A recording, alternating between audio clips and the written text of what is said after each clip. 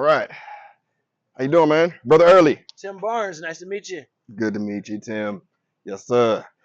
All right. Tell us your full name and where you're from. Yeah, my name is Tim Barnes from Youngstown, Ohio. Okay. Grew up in Youngstown, spent about 20 years in Texas, and moved around the country as I went through my professional career. So I've been in Texas, California, Tennessee, and a lot of times during my travels, we started picking up recipes and things that we liked, and we started incorporating some of those things into our daily menus, and those things led us to starting our own business with cheesesteaks and some of the other things you see on our menu. Got it. Got it.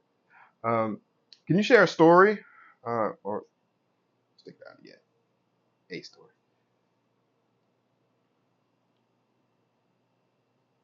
Just say three, two, one whenever you're ready. All right. Feel great. All right. Three, two, one.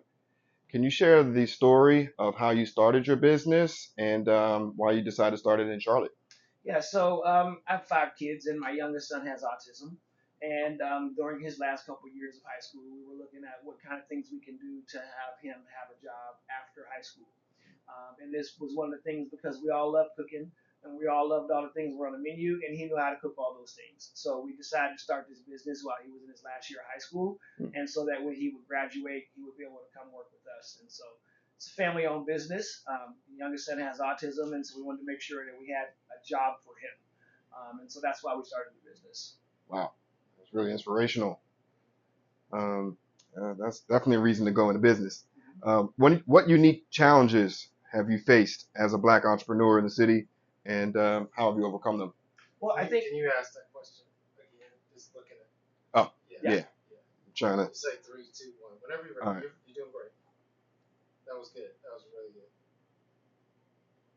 good. Trying to memorize the question real quick. All right.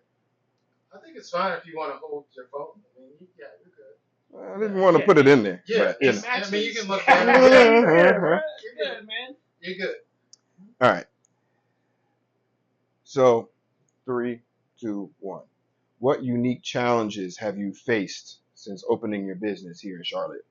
I think there's two challenges that most black businesses are going to face when starting here in Charlotte. I think number one is getting your name out there, brand recognition. And then number two is access to capital and resources to help you grow your business. Ironically, both of those two things go together, right? You've got to have name recognition. You've got to have your name out there so people know how to recognize you and where to find you. But then also you've got to be places, and that takes capital and working capital and different types of investments. And so I found that making use of our network, just finding out what resources are available, takes a lot of homework, a lot of digging. But once you start making those connections and networking, then you start working those relationships, and then they connect you to somebody else, and there's someone else down the road that's facing the same challenge as you, and they give you advice, and then you can therefore give that advice to someone else. All right. Nice. How do you see your business contributing to the growth and empowerment of the black community in Charlotte? I think networking is a very important aspect of operating a business, not just to gain customers, but to also build relationships within the community. And so, one of the things that we're really passionate about is just making sure that some of the underserved populations, not just black folks or other minorities, Latinos, or however we want to categorize it, but maybe people with special needs, that they have ample opportunity to make progress in life. So, we look for organizations that we can partner with and leverage. And we've done like things like donating and collecting donations and trying to help support in those ways. We go to fundraisers and provide meals and things of that nature. And I think that helps not only just build our reputation in the community, but awareness of who we are and what we stand for.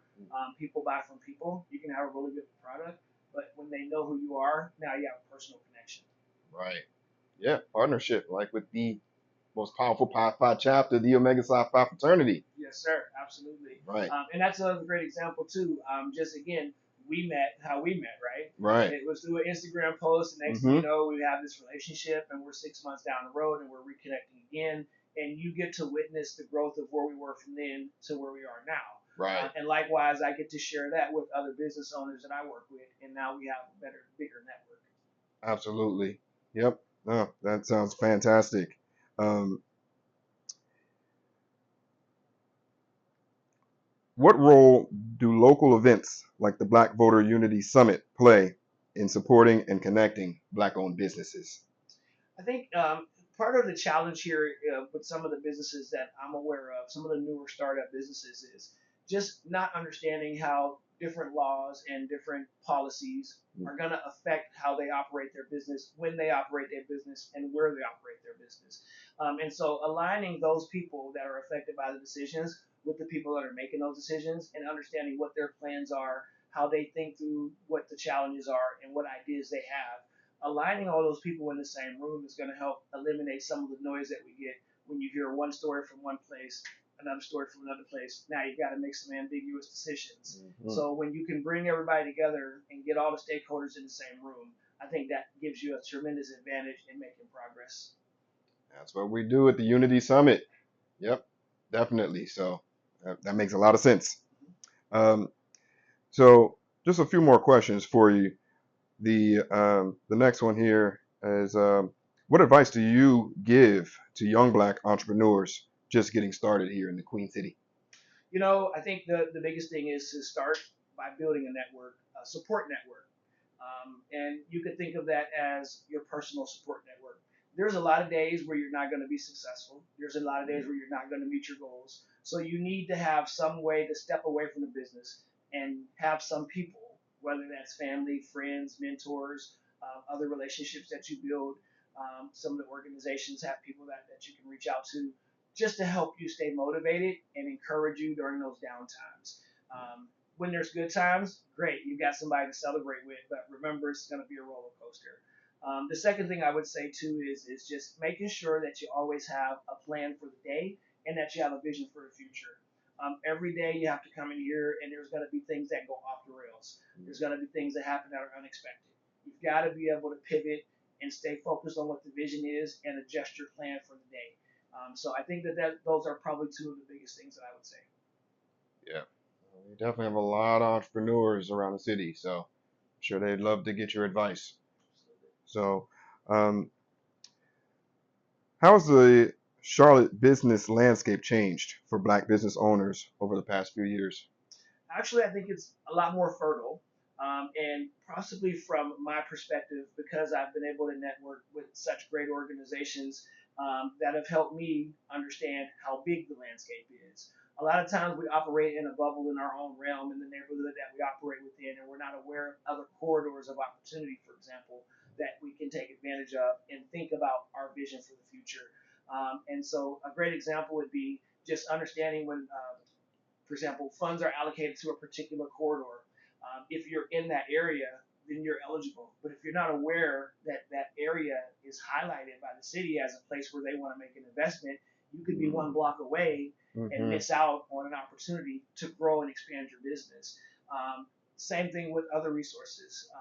Just networking with banks and other lenders, community organizations that help minority businesses that may not qualify for traditional funding. Just making sure you leverage those resources become a lot more prevalent. I've noticed that those organizations are a lot more proactive in reaching out. And then you have organizations like the Central Piedmont Business Center, Small Business Center. Just having those things more readily available probably is a lot better than it was 2 or 3 years ago when I started. Okay. And one last question here for you. What's next for your business, and how can the community support your growth? So in 2 years, we've operated our Ghost Kitchen successfully. We've made a big investment in this food truck that we've got now, so that's phase two. Mm-hmm. Phase three would be to continue to grow and expand and get our brand recognition up really strong, so that people understand who we are and what we do. Okay. And hopefully we try to find a brick and mortar location here in Charlotte and open several locations down the road. Nice. And obviously, there's social media as well. How we connected? Why don't you? What's your social media page again? At Queen City Cheesesteaks on Instagram, Mm-hmm. at Queen City Cheesesteaks on Facebook, Okay. and TikTok. Okay. Great. That's fantastic. I wish you well in your business in the future. If there's anything I can do or my organization can do to help, please let us know. Absolutely. Thank you so much. Thank you for your time. Appreciate it. Okay, this is great. So can you do that ending one more time? Okay. But then also use it as a plug for the Black Voter Unity Summit. Okay. Mention the day and the time and at the house and the address. Okay, got it. And So start from thank you for your time. yeah. Okay. Exactly. All right. And just invite count it me. off. Yes. Invite me. So Yeah. hey, we'd love Inviting to see you. you there, and I'd love to participate. Yes. Yeah. Oh, that's Okay. great. Yeah. Okay. So 3, 2, 1. Thank you for your time today You're and welcome. interviewing and giving us all this information about your great business. I would definitely like to take this time to invite you to our annual Black Voter Unity Summit. It's going to be on September 27th. That's a Saturday from 2 to 6 p.m. The address, 3301 Statesville Road here in Charlotte at the Omegas of Charlotte House. So we're going to have a great time. We're going to have other Black entrepreneurs there. We're going to have them providing vending services and telling everybody about their business. You're going to bring the kids. We're going to have a bounce house. We're going to have myself DJing on the inside. There'll be an outside DJ, free food for everybody, and free to get in. So there'll be a lot of great opportunity, information given about voter registration, education, and mobilization. So Absolutely. we I'd really love hope to to see you. participate. Yeah, for sure. I'm glad you shared that with me. So I'll be there. All right. All right. Looking forward to it. Thank you much. Yes, sir.